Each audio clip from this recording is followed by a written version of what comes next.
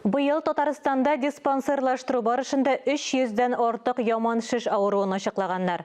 Авыруларга вакытында медицина ярдәме күрсәтелгән. Республика клиник хастаханәсе табиблары уникаль операция ясаган. Нейрохирургларның осталыгы һәм заманча технологияләр ярдәмендә бер авыруның арка миендәге шишне алганнар.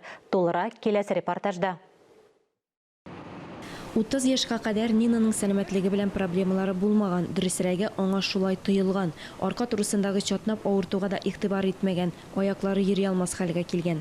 Пошла с ребенком гулять и поняла, что как-то не могу разогнаться. Бала белән урамга чыккач, кинәт аякларым атлаудан туктады. Аякларымны мамык шикелле итеп тойдым. Икенче көнне эшкә җәяүләп киттем. Көч хәл белән барып җиттем. Аякларыма баса алмас хәлдә идем.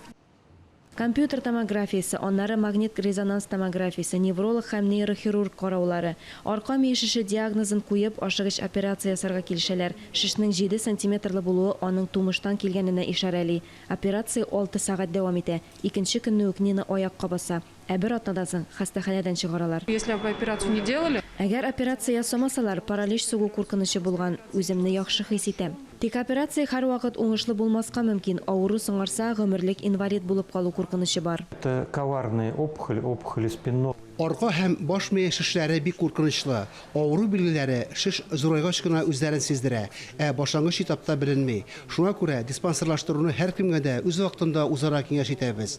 Невропатологлар авыруны тикшереп вакытында ачыклый. Гомумән диспансерлаштыру барышында күп кенә авырулар башлангыч стадияда ачыклана. Еш кына чирләр йөрәк кан әйләнеше системасы белән бәйле. Каты авыру иянәге белән ашыгыч ярдәм чакыртканчы диспансерлаштыруны вакытында узарга кирәк. Нәкъ менә ул авыруларны башлангыч этапта ачыкларга булыша. Алия Галиуллина, Инна Данилова, Дамир Мөхәммәтханов, Татарстан яңалыклары.